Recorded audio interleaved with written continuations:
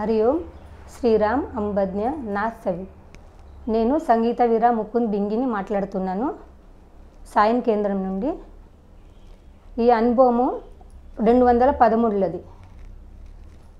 ఇంతకుముందు నేను అంధేరి ఇన్స్టిట్యూట్లో అంధేరి ఆఫీస్లో పనిచేస్తుంటే అప్పుడు వాళ్ళు చేతు చూస్తుండ్రు. వాళ్ళు అన్నారు 2013 में कुछ है బింగి అని ఇట్లా అన్నారు. కానీ నాకు అప్పుడేం అర్థం కాలేదు, వాళ్ళు ఏం చెప్పలేరు నాకు.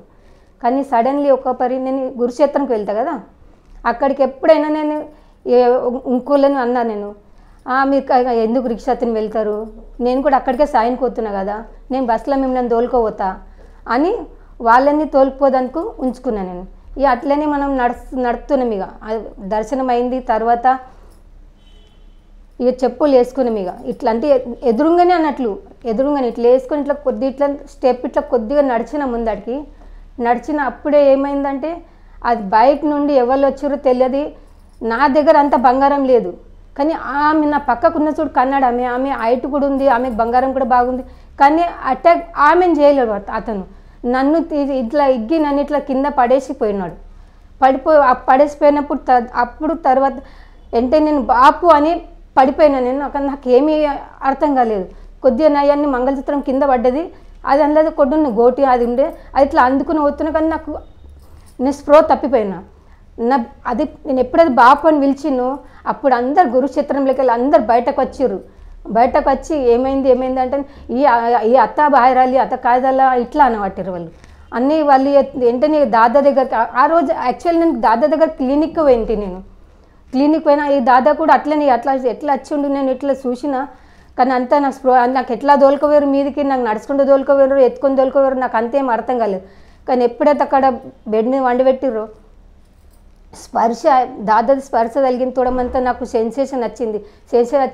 అప్పుడు ఏం చేసిండు, అప్పుడు దాదా మాట్లాడుతుండు ఎవరితో, మా ఆయనతో మాట్లాడుతుండు కి तुम्ही काय घाबरू नका, तुम्ही डायरेक्ट अंधेरी हॉस्पिटलमध्ये या, इथे काय थोडं ॲडमिट करायचं संगीता వీరలా అని చెప్పిండు. చెప్తే మా ఆయన చెప్పిండు కదా ఏం భయపడకంటని.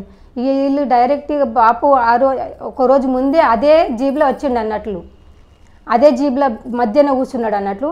వీళ్ళు ఎక్కించుకొని నాకు సెన్సేషన్ తలక ఇట్టత్తలేదు, అట్టత్తలేదు, నాకు ఏం మాట్లాడత్తలేదు. కానీ వాళ్ళు అందరూ డ్రైవర్ అంటుండు, ఇక్కడ అన్ని లీలాదర్శి ఉన్నాడు, ఇంకొకరు ఎవరు వాళ్ళు జ్ఞాపకం వస్తలేరు.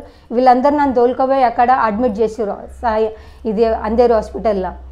అక్కడ హాస్పిటల్లో అడ్మిట్ చేసిన తర్వాత ఇక నన్ను అబ్జర్వేషన్లో ఉంచుకున్నారు. 3 రోజుల దాకా ఉన్నారు అబ్జర్వేషన్లో. దాదా చెప్పిండు కదా మంచి డాక్టర్ ఉండి అబ్జర్వేషన్లో ఉన్నారు. ఈ తర్వాత 4th డే నాడు వేరే డాక్టర్ వచ్చిండు, इथला जोशिंडू काय नाही ओके तू आज आता बसलीस ना उद्या असं बसलेले दिसायला झोपलेले दिसायला नाही पाहिजे मला तू काली उतरायला पाहिजे उद्या आणि मला इथे दिसायला पाहिजे అని చెప్పి పోయిండు దాని తర్వాత నేను మళ్ళీ వచ్చిండంటే చూస్తే మీరు వచ్చిరా మీరు నిన్న అంటే నేను రాలేను అంటాను ఒకటి అంటే అప్పుడు ఎవరొచ్చి నీకు బాపి వచ్చి చెప్పిండు కదా అంతేగా నువ్వు ఇట్లా కూర్చుండొద్దు ఇట్లా కూర్చోవాలని దాని తర్వాత అట్లా అని ఇంటికి వచ్చిన ఇంటిగా అది మంగళసూత్రంది అది ఎఫ్ఐఆర్ చేయమన్నారు ఆ చేసినప్పుడు ఆమె ఎఫ్ఐఆర్ చేసినప్పుడు ఈయనకేం తెలియదు అంతా ఈయన అది అడైతుల మీద ఉండే కదా ఈయన అక్కడ ఏం రాపించుండు 1.5 తులాని రాపించుండు 1.5 తులాని రాపించుండు ఈ పోలీసు వాళ్ళు నన్ను పిలిచిర్రు ఇది మీద అంటని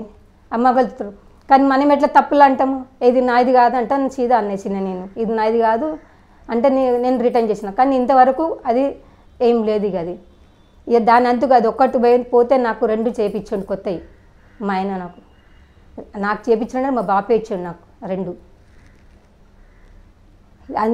ఇంత పెద్ద టెంబు వచ్చింది ఇట్లా సెన్సేషన్ అస్సలు లేకుండే కానీ ఇప్పుడు బాగానే ఉంది కానీ ఎక్కడ నాకు నన్ను ఎన్నిసార్లు పడ్డాగా నాకు ఎక్కడ సీజరింగ్ అనేది బాగా ఇది ఆపరేషన్ అనేది కాలేదు నాకు అన్నిట్లన్నీ ముక్క మారలేకనే తగిలినాయి హరి ఓం శ్రీరామ్ అంబజ్ఞ నాథ్ సమిత్